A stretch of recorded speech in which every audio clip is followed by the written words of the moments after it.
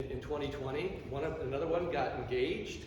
I came to be the pastor of Ivy Bluff. I mean, that's pretty exciting. God launched me on a new career, driving all over Tennessee, leading paint teams and stuff. So it's a pretty awesome thing. And so let's just focus on what God's going to do in 2021. I expect great things. That God's going to do some great things even in our midst here at Ivy Bluff, and I'm just waiting with great anticipation to see what's going to happen. You know, one of the things that Dr. Melanie said in her, and aren't we blessed to have, you guys get 2 sermons? Isn't that awesome? One for, and some probably say Dr. Melanie is better than mine, so it's like it's good. But thank you for sharing that. Actually, I think it's a prelude. In a couple of weeks, we're going to start into a study of the book of Philippians, which is one of my favorite books of the entire Bible. And so thank you for that spring off to that. But one of the things that she said was, what did you not do in 2020 that you wish you had? And I'm going to encourage you, as your pastor, to think of maybe you didn't get a chance or didn't take the opportunity to serve in your church. Ooh, nice segue, huh? Thank you for that. Maybe you wanted to do something. We have some positions to fill and some people that we need to be in leadership roles and service roles. So I'm going to use that as an encouragement to you to maybe think about, what can I do for the Lord and what can I do at Ivy Bluff for the Lord? And so think about that. So, but I'm looking forward to some. Did anybody stay up? I know the kids said, and kids, I want to tell you that you can be thankful. And one of the things you asked, Dr. Melanie, was, did you obey your parents? And I would say, did you obey your grandparents too? Because I know your grandparents, and you guys are very, very blessed, you kids, to have grandparents that are close by and caring for you. And I know them, and they're awesome people. And those are the kind of things we need to pay attention to. And I think that young people sometimes, and all of us, forget some of the things that are right there that we can be thankful for. That we should be thankful for. So, but thank you for that and sharing that. You always have some really good stuff to make me think about some things. And I'm still a kid at heart, so thank you for the kids' sermons and stuff. But so one of the things that I think, I'm a reader, and if you haven't figured that out by now, I'm always quoting books and stuff, and I'm constantly reading. But there's a book that has just entered my life in a very strange way, and it's a book that's a little tiny book that, of all places, it jumped out. I mean, literally, it jumped out at me at Walmart. I was in the book section of Walmart, and it jumped out at me. And I have loved preaching and teaching from this book ever since this little tiny. It's called Anyway, The Paradoxical Commandments by Kent M. Keith. I don't know if anybody's ever seen this, but it's just a little book, and you can probably read it in a couple hours. But I'm going to be sharing with you over the next 2 weeks the 10 paradoxical commandments. And paradoxical, because paradoxical means it kind of goes against common wisdom. It goes against what the world says. If you have paradoxical effect in medicine, you know that it does the opposite of what it's supposed to do. Like some people, Benadryl, like for me, Benadryl, if I take Benadryl for allergies, it just zonks me out, it turns me into a zombie. But for some people, it makes them high energy. That's a paradoxical effect because it's doing the opposite of what it normally does.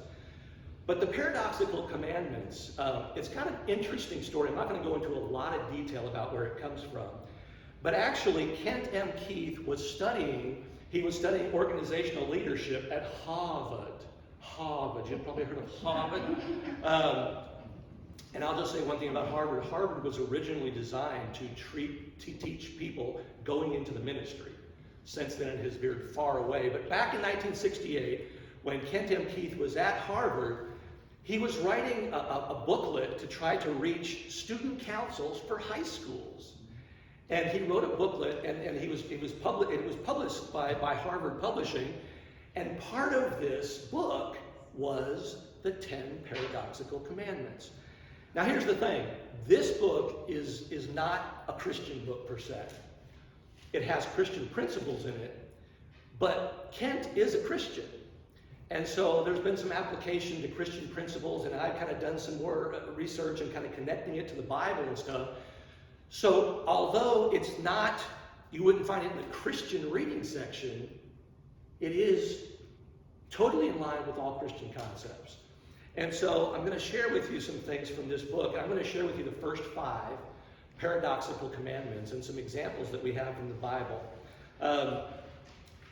We finished last week, we were in the book of Ecclesiastes. Now, the book of Ecclesiastes, probably you know, is not a real upbeat kind of book. It's kind of like, Solomon went through a lot of things. At one time, he wanted to be so close to God that he prayed for wisdom, and God gave him amazing wisdom, and that was awesome. But despite the fact that he had wisdom, he had hundreds and hundreds and hundreds of wives and concubines. So that there wasn't so much wisdom in that, right? And really, in the end, those wives and concubines led him away from God. Now, I believe that at the end of his life, he came back to God, but he went through some really choppy times and stuff. But he wrote some things that maybe you've thought about, and this is not really necessarily a great thought, but I want to juxtapose it into the way we should think. But if you want to look at Ecclesiastes, I'm going to kind of be jumping around, so it's Ecclesiastes chapter 3, but I'm going to start out in Ecclesiastes chapter 4, and I'm going to kind of jump around there, so you won't be able to just read it, go in your Bible in Ecclesiastes, go boom, boom, boom, boom, boom. But I want to share with you some things that Solomon said that kind of sets up the concept of the paradoxical commandments. In Ecclesiastes 4, Solomon said, I denied myself nothing. As you know, he had huge wealth, incredible wealth. He was incredibly powerful. I refused my heart no pleasure. My heart took delight in all my work, and this was the reward for all my labor. Yet when I surveyed all that my hands had done and what I had toiled to achieve, everything was meaningless, a chasing after the wind. Nothing was gained under the sun. Then, going quickly to Ecclesiastes 9:11, the race is not to the swift, or the battle to the strong, nor does food come to the wise, or wealth to the brilliant, or favor to the learned, but time and chance happen to them all. So it doesn't matter how many things you've tried to barricade yourself in with, all these things, power and wealth and all these things, time is going to take its toll on us, every one of us, and stuff is going to happen. Ecclesiastes 3, here we said, this is the end of what we read last week. I know that there is nothing better for men than to be happy and to do good while they live, that everyone may eat and drink and find satisfaction in all his toil. This is the gift of God. And then going on to Ecclesiastes 3:13b, now all has been heard. Here is the conclusion of the matter. Fear God and keep his commandment, for this is the whole duty of the law. So you can see that he went through all kinds of things. He went through all kinds of ways of finding satisfaction in his life and finding peace and stuff. And all the things that he had, all the wealth, all the power, all the fame, worldwide fame, it didn't matter. In the end, he realized only through that relationship with God could he find that deep sense of satisfaction. Now, we fast forward to working with Jesus when he prayed for his disciples. Jesus constantly tried to tell his disciples, and what he's constantly trying to tell us is be in the world, but don't be of the world. There's lots of people, there's monks that go up on mountaintops and they kind of sit there and they get close to God, and there are monks that go into the sanctuaries, and they just pray and that's all they do and stuff. You know what? If you're not in the world, you're not reaching the world for God. So being up on top of a mountain may seem spiritual. I'm going to tell you something. It's not. That's all about me. That's all about me sitting on a mountain going, I want to get close to God. No. Real Christianity is getting out there, getting your hands dirty, getting your feet wet, and being out amongst real people and doing that. And Christ was constantly telling his disciples, I need you to be in the world. Don't sequester yourself and be over here and be a little kind of elite and not be involved in the world. But I don't want you to be of the world, of the culture, of the social norms that we see around us. And here's what he said. This is Jesus speaking. I have given them your word. He's talking to the Father. He's praying. And the world has hated them, for they are not of the world any more than I am of the world. My prayer is not that you take them out of the world, that you protect them from the evil one. And then we go on to see what happened to Jesus. The story of the gospel is not about what the world did to Jesus. The world did horrible things to Jesus. It's not about that. It's about Jesus' response to to what the world did to him. And that's what God's looking for from us. It's not how the world treats us. It's how do we respond to how the world treats us. You know, think about this. Jesus is up on a cross, the cruelest form of torture and punishment the world has ever known. And during that time, he's trying to hand his mother off to his friend John. He's trying to take care of his mom. There's another criminal, there's a criminal on the cross next to him, and he's ministering to this other criminal, this guy that had really done some bad stuff. And then in the midst of all that, people treated him horribly. The Roman centurions and stuff were treating him horribly. And what did he do? He prayed for the very people that crucified him. And they said, don't hold it against them. They don't know what they're doing. I mean, imagine that kind of forgiveness, even in the midst of it. So it wasn't about what the world did to Jesus. It's about Jesus' response to the world. Let's pray. Father, we just come into your presence this morning, and I thank you for this little book. I thank you for the encouragement, the energy that's given me. I thank you for the fact that over many, many, many, many years, this book has touched people's lives. And this book has changed lives. And Father, so is your word. And I pray that today we would see your word inherent within this book. Father, guide us and direct us. Give us the desire to glorify you in all that we are and all that we do. It's in Jesus' precious name we pray. Amen. Amen. So number one, for your fill in the blank things, number one is that people are illogical, unreasonable, and self-centered. Is that being really negative? Well, kinda, but isn't it also kind of true? People that don't go according to logic, they go according to their feelings. People, they reason from their own perspective. And most people really think about looking out for number one. So people are illogical, unreasonable, and self-centered. Love them anyways. Love them. And isn't that what Jesus always taught? No matter what people are saying to you or doing to you, love them. Love them. Now, am I sitting up here saying, I've mastered that? No, I have not. There are people that step on my last nerve, and I'm just going, Jesus, help me be like you. And it comes in waves, but Jesus always gives me the strength if I turn to him. My own strength, not going to happen.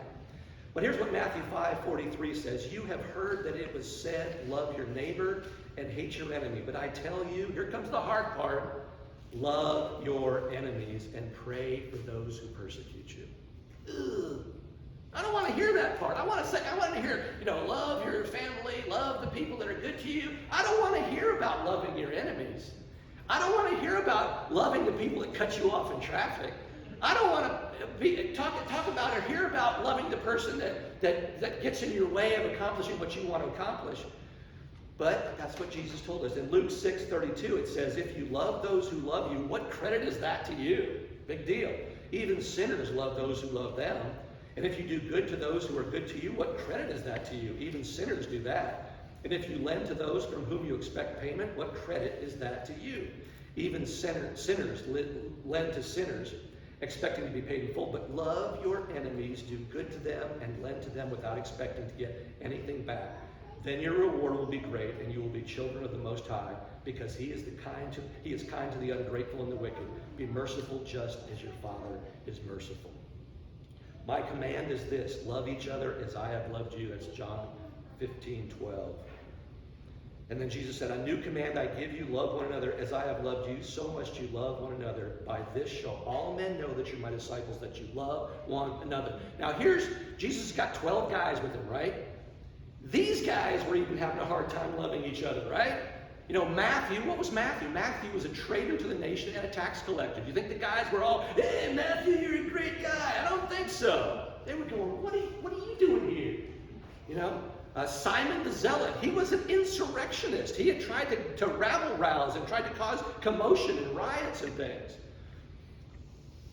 James and John, here, they wanted to get their mama to intercede for them and talk to Jesus about getting the seats next to Jesus in heaven.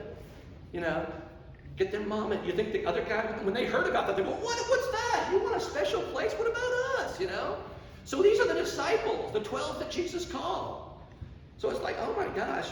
A good example from the Bible is the father of the prodigal son.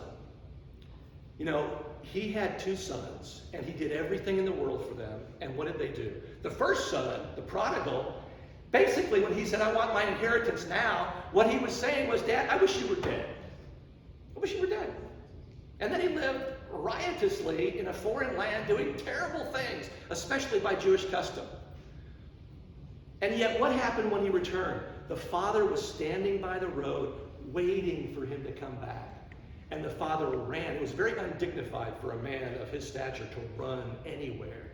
He ran down the road to meet his son.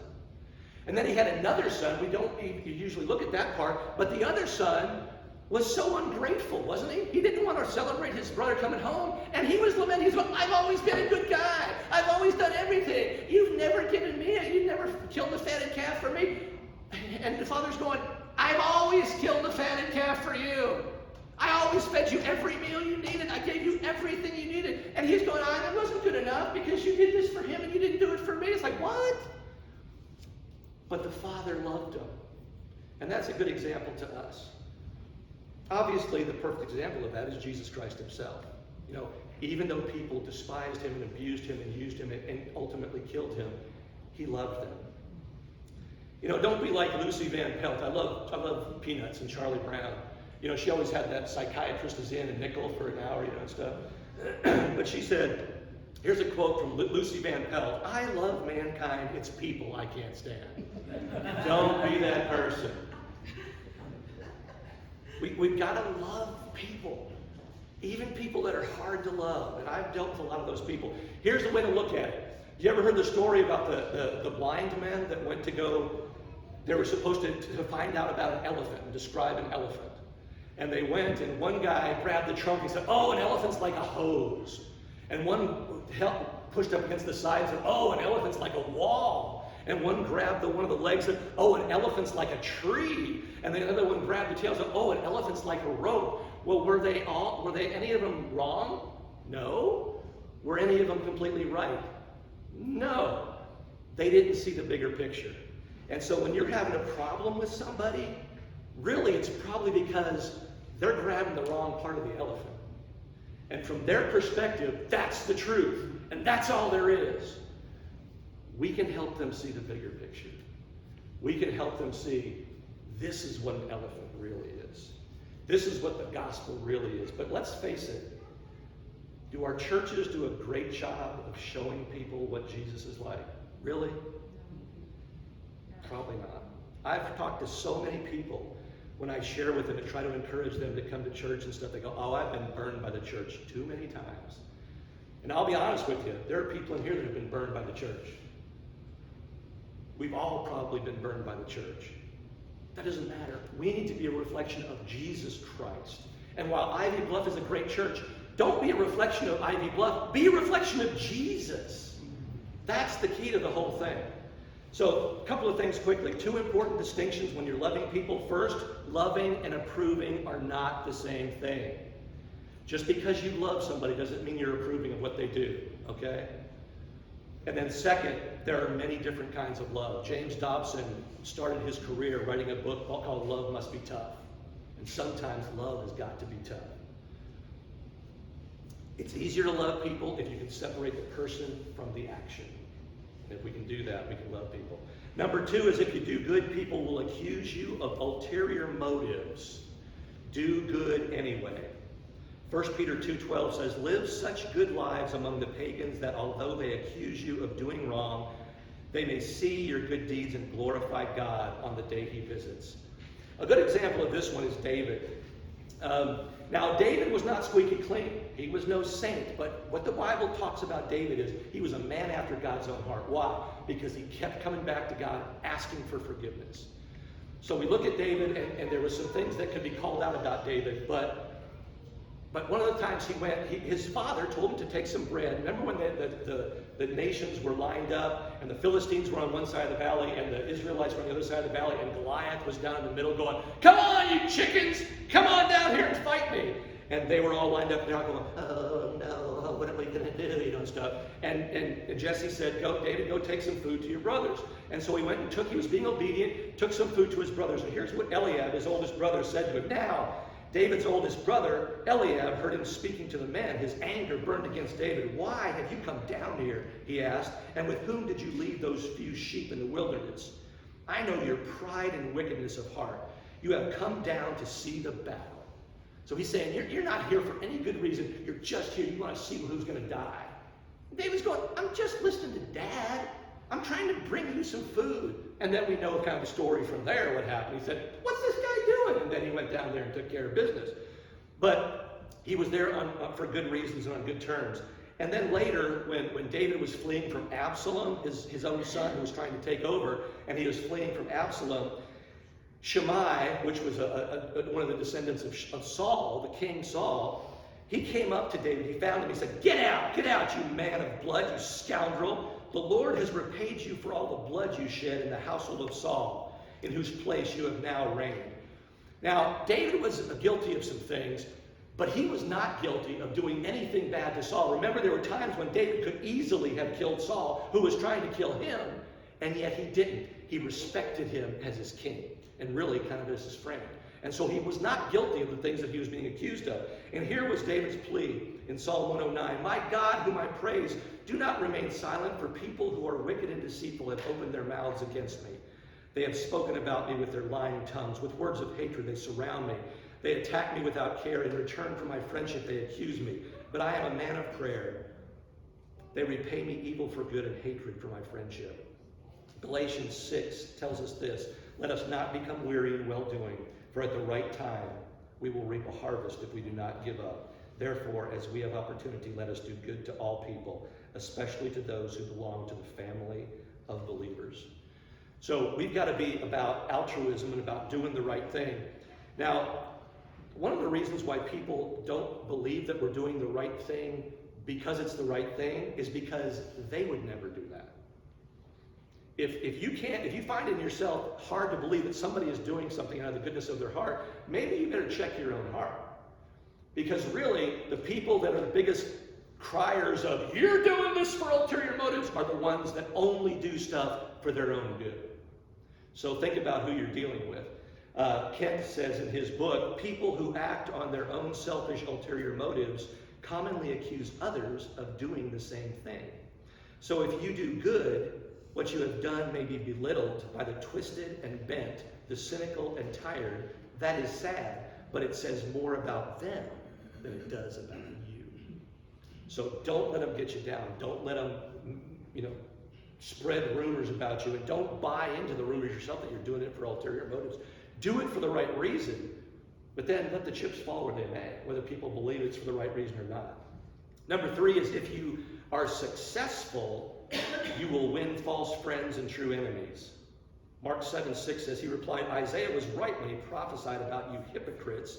As it is written, these people honor me with their lips, but their hearts are far from me." A good example here is Isaac. When he was in Gerar, Abimelech, the king there, said, you come live here, come be amongst us, we want you here and stuff. Well, Isaac was very successful. He had lots of land and lots of crops and became very, very wealthy. And Abimelech started to fear Isaac because he was too powerful. And he said, "You can't stay here anymore." In fact, the men of Gerar came and filled the wells that Isaac's people had dug. Why? Because he became successful. He did it honestly, he did it truthfully, but they couldn't handle it. They couldn't handle how successful he became. Now, some examples here, obviously, with Jesus. He had a false friend in Judas. When Jesus became successful and people were wanting to be around him, Judas obviously was a false or a true enemy, and it was a false friend. But the Pharisees and the Sadducees became true enemies. He's the one that's the ones that he talked about repeatedly, and they're the ones that ultimately said he's got to be crucified. You remember a song? Was anybody here? My mom at one time was a Girl Scout leader, and they used to sing a song called "Make New Friends, but keep the old. One is silver, but the other's gold." Remember that one? Do we want to sing it together? No, just kidding. Won't make you do that. So try as much as you can. I'm the world's worst. I hate to be falsely accused. I hate that. And I don't respond very well to that usually, But what we need to do is have patience and try to have understanding with the people that put bad motives onto our good works. So sometimes when you're dealing with betrayal, and this is betrayal, some things you can consider is don't take it personally. It's not like Kent said, it's not about you, it's about them. And even though someone sees you as their enemy, you don't have to see them as your enemy. Don't let them establish the playing field. Just because they look at you. There was one person when I was starting a new church, I became everything other than the lead pastor and the worship leader. I was everything else.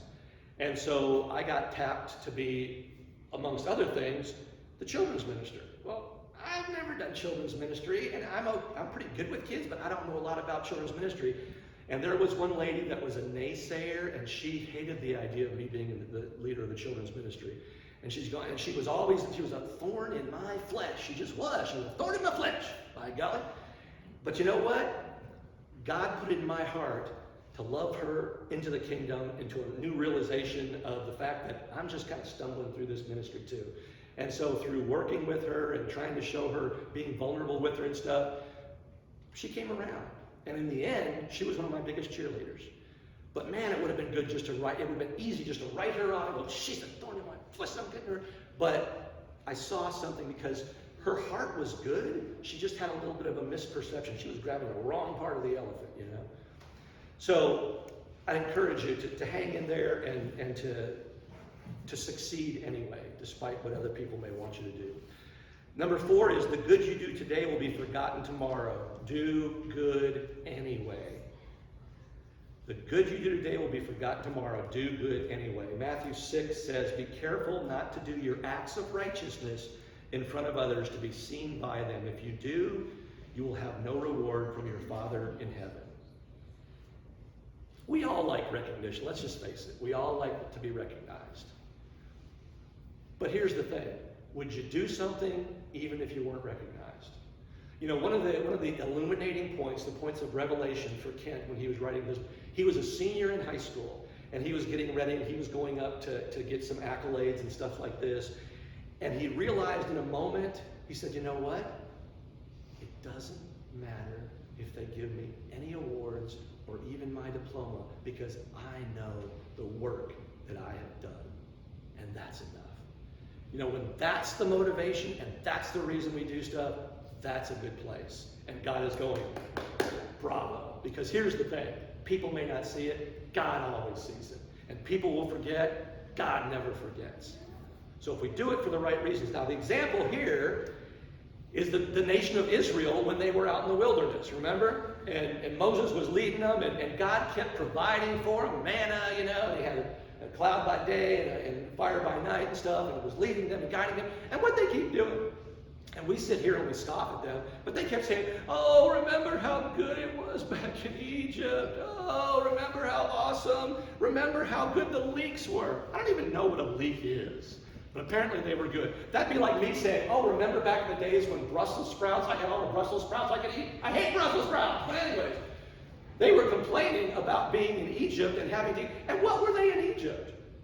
They were slaves, having to build brick and stuff without having the straw. I mean, it was terrible. And yet they kept forgetting. It's like, oh, God, why did you bring us out here? Moses, why did you lead us out here? And what did God do? He just kept helping them. He just kept loving on them. Even despite, you have somebody in your life that's like that, and we sit there and we judge the Israelites. I know I do. I'm the same way. You know, we're going, what have you done for me lately, God? You know, what, you know, and God has done so, it's like 2020, you know, we all lament how bad, but there was a lot of good things that God did for us. And a lot of things God took care of for us.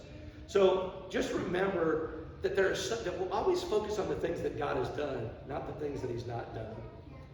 Ronald Reagan said this, and I love this. It's amazing how much can be accomplished if nobody cares who gets the credit. When nobody's fighting for acceptance, and nobody's fighting for all of the accolades and stuff like this. And we need to pay it forward because look, like in a job or something else, you know, somebody else kind of paved the way for us and established a foundation for us to serve from. Well, now we're doing the same thing for somebody else. And that's just kind of part of the process. And I love this. There was a group in Hawaii that that did this thing that Kent was involved in. It's called Live Aloha, and aloha signifies caring and affection and courtesy in Hawaii. And they decided to make a list, and they were going to send out to their whole community just some things, some ideas to do to make life a little better. And I just wanted to give you a couple of these things. Respect your elders. Leave places better than you found them. Hold the door. Hold the elevator. Plant something. Drive with courtesy. Let others in. Attend an event of another culture. Be an ambassador. Return your shopping cart. Get out and enjoy nature. Pick up trash as you go. Create smiles. Say hello. Smile at others. These things may not be remembered in somebody's book of, oh, that person held the door for me. Oh, that person held the elevator for me. Oh, that person put their shopping cart. But doesn't it make the world a better place? And shouldn't we get some satisfaction in just knowing that we did the right thing? And now the world is inching a little tiny bit to being a better place. That should be enough for us, you know? And we've got to just realize that we got to do good anyway. Even if nobody remembers, nobody acknowledges, the world forgets, we still got to do good. Number 5, finally, is honesty and frankness make you vulnerable. Be honest and frank anyways. Honesty and frankness make you vulnerable. Be honest and frank anyways. Ephesians 4 says, then we will no longer be infants tossed back and forth by the waves. Instead, speaking the truth in love, we will in all things grow up into him who is the head, that is Christ. The example here is Queen Esther. You know, Haman, the villain of the book of Esther, was going to try to have all the Israelites killed, all the Jews killed. And so Esther, she was married to the king, and if you don't know about the story of Xerxes, if he didn't call you to come before him and you went before him, he could have you killed, whoever you were, it doesn't matter. And so she decided, and she was going, I'm scared, I don't want to. First of all, he didn't know that she was a Jew, and second of all, she wasn't called to come and talk to him. And so she went to Mordecai, her cousin, and her caregiver, and said, what do I do? And he said, you know, who knows, but that maybe God has got you in this position for a time such as this. I love that quote. That you're here in this position for a time such as this. And so what'd she do? She went before the king and she shared what was going on, saved the nation of Israel. But she was willing to be honest and frank and open. Examples are Jesus before the Pharisees and Sadducees. He didn't mince words. He called them whitewashed sepulchres and said they were worse than their father, the devil. It's like, that's pretty straightforward. You know, John the Baptist was beheaded because he was so honest with Herod, because Herod was having his brother's wife, and Herodias, his daughter, said, I want his head on a plate. It's a long story, but he was quite honest about the things that were true and the things that were right. Now here's the thing. We only build true relationships by being honest and open with people, don't we? By being vulnerable with people. But it makes us vulnerable. You know, guys don't like to be honest about their feelings and stuff because guys are always in this competitive situation where we're always trying to get maybe ahead of the next guy, and that's part of because we've been in the workforce so long and all these kinds of things and stuff like that. But men don't want to be vulnerable, you know, especially. And so we have to be aware of the fact, and women too, when we are honest and when we are open, we become vulnerable. And we have to be okay with that. So there are things that it's important that we be tactful when we say some things that are honest. There are right and wrong times to say certain things, and some things shouldn't be said at all. Some things are appropriate to share with only one person or only a few. We are to speak the truth in love. You know, the big catchphrase here is when your wife comes up and says, does this make me look big? You know, that's kind of tough. I was like, what's the right answer here and stuff. We speak the truth in love. And we all have situations where we're put in a situation where I don't know if I should be truthful. Speak the truth in love. As much truth as you can share if it's through love. So, in this world of constant offense and conflict, it's easy to barricade ourselves in. It's easy to say, I'm going to protect myself, I'm going to put this armor around me, and I'm not going to be touched by anybody. But the fact of the matter is, a suit of armor protects, but it also confines. Remember, David was going to go down and fight Goliath, and Saul said, here, put my armor on. He's like trying to clank around this little kid, trying to clank around his armor. He's going, I can't do this. I got to throw this off and be free to be able to really fight. And that's what, if we have armor on, it burdens us down. It might protect us, but it burdens us down and we can't be in real relationship. So you got to decide, do you really want to be in real relationship? It's important that we be open and honest, especially as Christians. We have to be open and honest, speaking the truth in love. So in closing, number one, people are illogical, unreasonable, and self-centered. Love them anyway. If you do good, people will accuse you of selfish, ulterior motives. Do good anyway. If you are successful, you will win false friends and true enemies. Succeed anyway. The good you do today will be forgotten tomorrow. Do good anyway. Honesty and frankness make you vulnerable. Be honest and frank anyway. One of the things I didn't tell you about the background behind this book was that he wrote it in 1968, and for 25 years, nothing happened. But 25 years later, he started seeing it pop up at different conferences and people that were speaking and all these different things. And he saw these paradoxical commandments coming about, and people were using them to teach from and to preach from and to share from. And finally, he saw it in a book. The book was about Mother Teresa, and it was about her life. You know, she started the Sisters of Mercy, and it was posted on one of the walls of one of the orphanages that she had started and that she had served in. And Mother Teresa, as you know, chose to serve the lowliest of the lowly, the people that nobody else cared about, the people that were dying, the people that could never do anything for her, the poorest of the poor, the most sickly of the sick. She dedicated her entire life to doing that. And these paradoxical commandments were posted on a wall in the form of a poem in the orphanage that she started, and it was quoted in the book that was about her life as one of her favorite writings.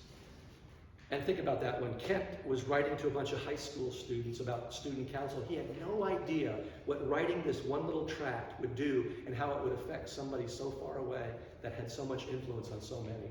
We never know what we're doing, how it can influence others. And I love this, what she said.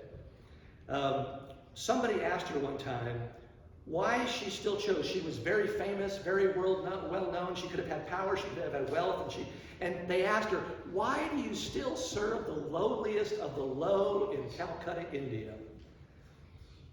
And she said, they said, it doesn't sound very successful to me. And she said, God called me not to success, but to obedience. I would say she was very successful in God's eyes, maybe not the world's eyes, but in God's eyes. And then she said, it's not how much you do that counts, but how much love is in what you do. Let's pray. Father, we just come into your presence again, and